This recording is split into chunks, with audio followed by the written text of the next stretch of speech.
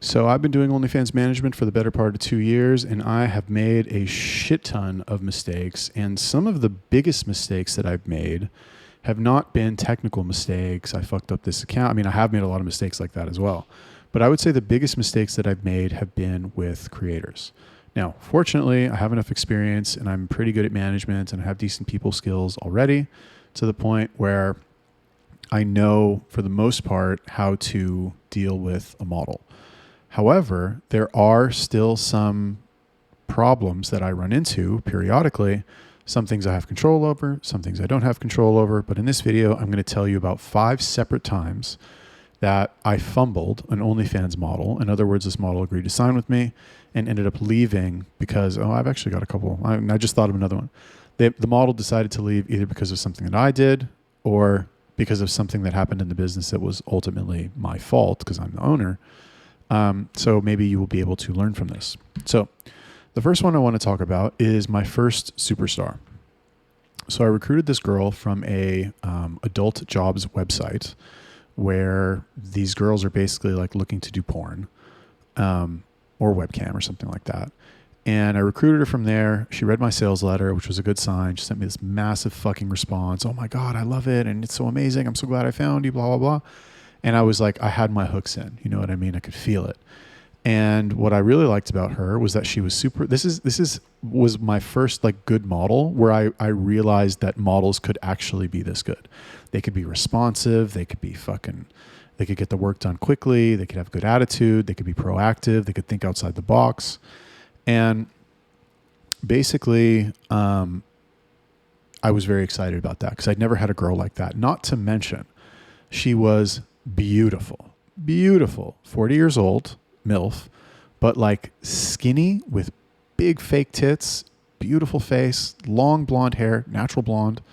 And she was just like, she was a stunner. I ran this girl with account stealth. This is like to give you an idea how long ago this was. So I ran this girl with account stealth. And basically the agreement, it's a great agreement for me. I would do the recruiting and the management and he would do the traffic and the chatting and we would split it. Amazing. Great deal. Thanks, buddy. Appreciate that. I paid him back. Don't worry.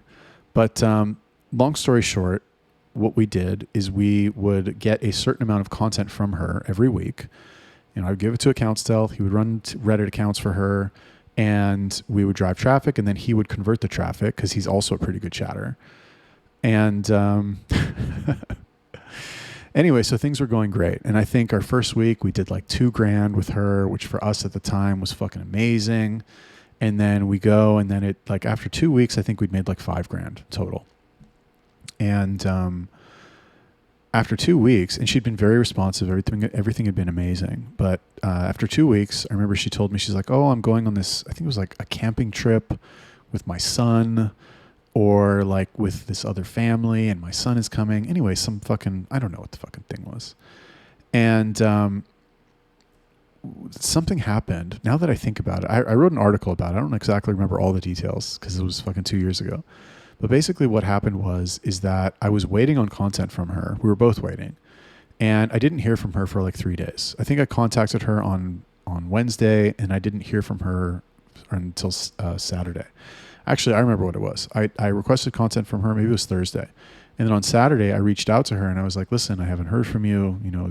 If we're going to work together, I think I had like a very bad tone.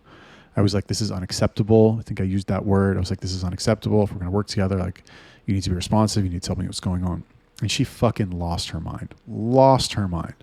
And she told me, she's like, I can't believe you're saying that. My son was in the hospital. I've been in the hospital this whole time. Like, really? I don't know. Maybe. Her whole fucking family was fucking vaxxed like to the fucking, gills. So maybe, who knows? But bottom line is like she didn't like how I was setting boundaries and she clapped back and that kind of destroyed the relationship. So it was my fault. Should have handled that better. Ideally, what I should have done is... you got to set boundaries with these girls, but what I should have done instead of resorting to the nuclear option immediately is I should have like had more frequent attempts to contact her and being like, hey, what's up? Just want to make sure everything's okay. Are you good? Just want to see what the progress is on that content. Just stuff like that. Just like take her temperature. But instead, I got my panties in a bunch, and I fucking dropped the ball and fucked up. Now, with her, she actually, like, that ended things. But then a couple of days later, she's like, you know what? I thought about it. I want to stay with you. Let's try and work it out again. And we tried to make some changes, but it fell apart for other somebody recognized her on Reddit. Somebody like stumbled across her Reddit that we were doing for her. She's like, oh my God, this guy from my old hometown found it. And like, I can't have people knowing because then my ex-husband will try to take the kids. So, I mean, that wasn't technically my fault. Nothing we can do on Reddit, but it definitely was, the first part was definitely my fault. And if we hadn't done that, if I hadn't fucked up like that, then it's possible that the second thing would not have been such a big deal. So that was the first one. The second one, this girl, after I recruited the superstar, I kept recruiting from the adult jobs website. I got a lot of really good leads from there. And I recruited this one girl who was 19 years old, white girl from fucking Seattle, I think, Washington, somewhere in Washington. And I wanted to use the same strategy that we used for the first girl, which was, at the time, it was like 10-second solo videos with a toy. And I basically told this girl, I was like, look, I think I told her we need like 50 a week. And I sent her some of the other girls' content as an example. I was like, you know, you need to be loud. You need to have this facial expression on. You need to be doing this in the video. It needs to be from this angle. And she did all of it. This girl was like if I had her today, she'd be doing 50 reels a day. You know what I mean? She's just that good of a worker. And long story short, I just didn't get any results with her.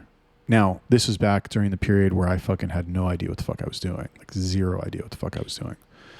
And my fault, but I just didn't get any results with her. And I remember it was like 3 months later or 2 months later, she's like, hey, can we do a payout? There was like $100 in the account because I got no results. I didn't get any traffic, and I was too embarrassed to go to her afterwards and be like, hey, it didn't work. I need new content so we can try again. It was early on. I was just embarrassed. And at this point, I didn't know about the fucking TikTok, Instagram stuff. This is like super early on. Nobody was doing Instagram. Instagram wasn't a thing. It was all TikTok. And even TikTok was like a secret. Like you weren't allowed to talk about TikTok. Anyway, so that one obviously went nowhere. It was a simple one from not getting results. Then after that, I ended up recruiting a girl who was like my first girl who actually made any money. Well, made consistent money for a couple months where I was like, oh my God, I can actually do this. This girl, I recruited her. She had a specific niche on Instagram, some account, she was doing, I think she had like 8,000 subscribers.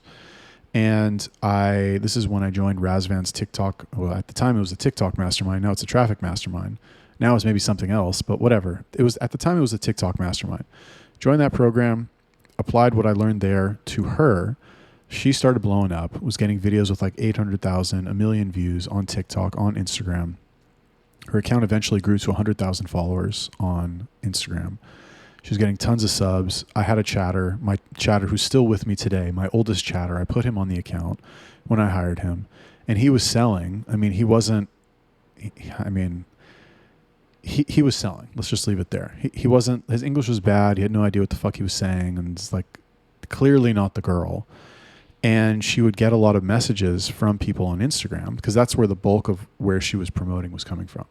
She'd make a reel, guys would go subscribe, and then they would be, what's the fucking word? I can't think of the word. Presented with this like bad English, super aggressive third world person trying to get them for fucking $200. And she would get a lot of messages from people being like, is that you on the account? That doesn't sound like you. They didn't know all these details about you. They didn't know this about you. They have bad English. Like, what's going on? And eventually what happened is that the girl, she was doing like 8K a month, 8K. It was good. At the time I thought it felt like 80K for me. But it wasn't good enough for her. And she was like, hey, listen, I want to go our separate ways. I want to run the account myself. And that's it. And now, so we're still on good terms. Like, I mean, we don't talk that often now because, you know, she has her life, I have my life. And she's not in the business anymore, so I don't really have any reason to talk to her. But we're friends on Instagram, and, you know, we'll fucking comment on each other's stories every once in a while. But the reason that one kind of fell through is because the chatter did not really represent her well. My fault again. I should have had other chatters, but, you know, live and learn. And then the fourth one, this is a girl that I had recently, and this girl... The issue with her, this girl, I'm still kind of salty about this one, and I would like to, well, whatever. I mean, it is what it is. This is a girl from England, 40, in her 40s. She has the type of body that some guys will just go bananas for. Like, tits, gigantic, huge. And guys who like boobs, who like big natural boobs on white girls, they will fucking go... their brain shuts off completely. And it's a great niche, and it's a great way to make money if you know how to fucking sell content for those girls. So for this chick, I had Reddit going, I had Twitter going, I paid some guy, because she was what I liked about her is that she was very responsive. She was very professional. She taught it very professionally. Her husband was also involved, this guy who was an accountant. I think, you still watch my videos, darling? If you do, say hi, please. Hello, I wish you the best as well. I hope things go well for you. But anyway, husband and wife team, they're fucking totally with it. And she was getting traffic. She was getting subscribers. She was camming on Strip Chat. She was driving people from there. I had all kinds of stuff going to fucking send people to her account. And the chatters that I put on there could not fucking sell anything. They just could not do it. I tried... Let's see. Okay, so one guy I tried, I ended up firing him. Another guy I tried, I put my oldest chatter on there. He fucking almost burnt the account to the ground. Another guy I tried on there, and I think he was just spread too thin between a bunch of other accounts. So, like, unfortunately, this one just kind of slipped through the cracks. And because she was so different from the rest of the girls that I have, the rest of the models that I have, the way that they are represented by the chatters, the current, like, meta that we have, is that they are young, struggling, poor, need money for stuff. And for whatever reason, these guys did not feel comfortable portraying her in that light. And they just couldn't bring themselves to sell on that account. And it's a huge shame, because that's a $20K a month account. I think easy, honestly, more, if you have people on there who believe in the content and believe in the model. I do. I know for a fact that there's money there. In fact, if you want to manage this girl, she's really fucking awesome. If you want to manage her, send me a message on Telegram and maybe I'll connect you. I will vet you a little bit first because I do like her. But there's fucking money there for sure if you run MILFs and you have chatters who are not retards. I mean, maybe we can talk. And that's it. Those are 4 times that I fumbled an OnlyFans model. I know I said I was going to do 5, but I was looking at this one on this list and I was like, nah, not doing that one. Cool. Let me know what you think about that. Have you ever fumbled an OnlyFans model? If you have, how did that go? What questions do you have about how to not fumble them? Let me know. Drop me a comment, like the video, subscribe, and I will see you in the next one.